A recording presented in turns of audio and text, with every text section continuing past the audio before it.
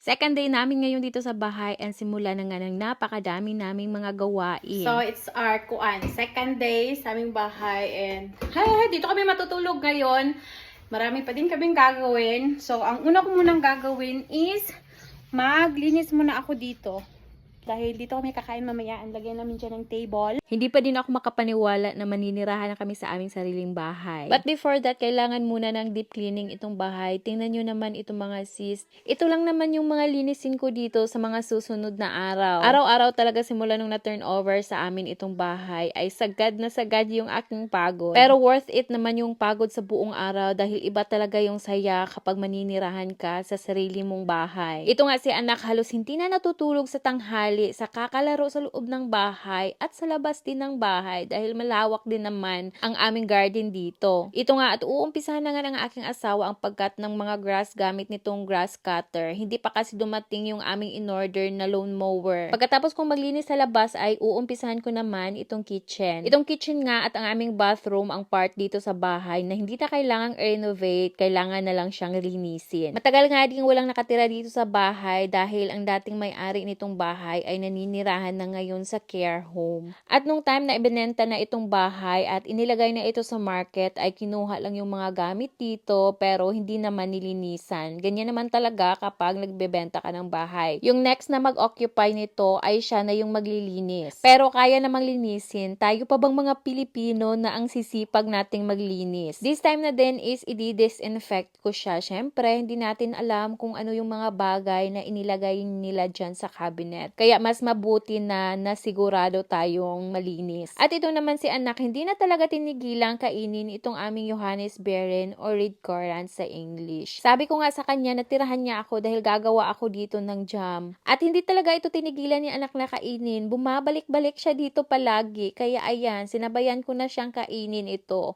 Matamis at maasim-asim ito siya at ang liliit ng mga bunga. Noon nga, hindi naman ako kumakain ito kapag bumibili sa asawa sa grocery. Pero mas masarap pala talaga kapag ikaw yung nagha-harvest sa puno. Kaya naman, bago pa ito maubos ni anak dahil kinukuha niya, pati mga hilaw ay itry ko nga na i-harvest ito. Isang puno lang naman ito pero napakadami ng mga bunga. Sa pag-harvest nito, kailangan mo talagang isa-isahin na kunin yung mga pula dahil maliliit ang mga bunga nito na parang aratilis sa atin sa Pilipinas. Medyo soft naman ito kapag pinipitas kaya minsan nadadala talaga yung mga hilaw na mga bunga nito. Isa lang ito sa mga prutas na nandito sa aming garden. Sa mga susunod na video, ipapakita ko sa inyo ang ilan pang mga prutas dito na ang dami ding mga bunga. Habang ang ako'y namimitas dyan, ayan naman may maliit na kamay na kumakain palagi sa mga pinipitas ko na mga berries. Kaya ayan, wala akong nagawang jam sa berry na hinarvest ko dahil kulang pa nga iyan na kainin dito sa maliit na bata.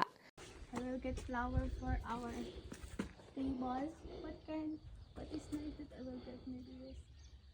Just small because my vase is just so small. Oh, Ah! kaputt? Oi. This one is kaputt? When you get there, there's nicer. Okay. We have a lot of roses here, so I can get it everywhere. Yeah.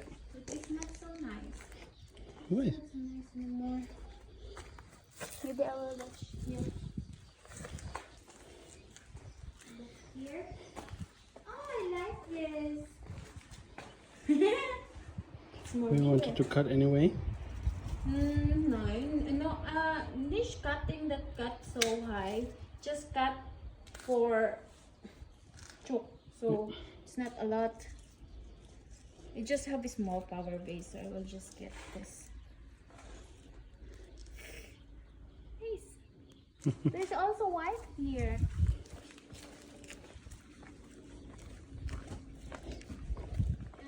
It's so fine. And it's just blooming. Just start blooming. The one there. Yeah. So, meron din ako mga bulaklak dito. Hindi na lang ako pupunta doon sa mga white na mga roses. Dito na ako kukuha. Maganda ba yung white or itong yellow? Meron din dito red pero isa lang. I think mas maganda yung white. Kuha tayo ng isa.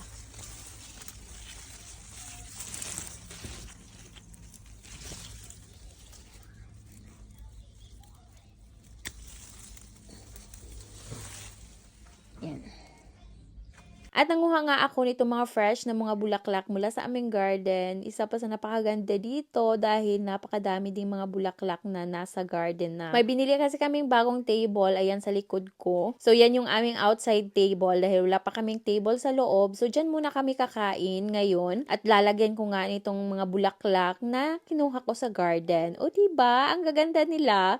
2:00 na nga ito ng hapon and mag-grill kami dito ngayon sa bahay. Unang beses namin ito ditong mag-grill. Isa talaga ito sa mga pangarap naming mag-asawa na makapag-grill dahil dito sa Germany kapag naninirahan ka sa apartment ay minsan bawal ang nag-grill. Lalo na kapag katulad nito na charcoal ang ginagamit. Usually kasi yung iba ang ginagamit is yung gas. Pero mas masarap naman talaga kapag uling yung ginagamit sa pag-grill. Ito yung first time namin na kumain dito sa bahay at iba talaga yung feelings na kumain kasama ang iyong pamilya sa labas ng bahay. Hindi namin ito nagagawa nung nakatira pa kami sa apartment. At relate ang mga kaibigan natin dyan na nakatira sa apartment na naninirahan sa ibang bansa, usually dito sa Germany. After eating, ayan, non-stop na naman ang trabaho. Binabaklas na nga niya itong Europaletin, ewan ko kung anong tawag nito sa English, at gagawa siya ng compost. Napaka-importante nito dahil malaki nga itong aming garden. At kapag nakakat na itong mahahabang damo, ilalagay lang namin sa aming compost at magagamit namin yan sa aming garden. Sinubukan ko din pala na gawa ng daanan dito gamit itong grass cutter. Naghihintay nga talaga kami na dumating na talaga yung aming in-order na lawn mower at napakahaba na ng mga damo. Gagawa nga ako ng daanan dyan papunta sa aking garden at medyo malayo-layo pa yung aking garden. Nakita nyo yung 2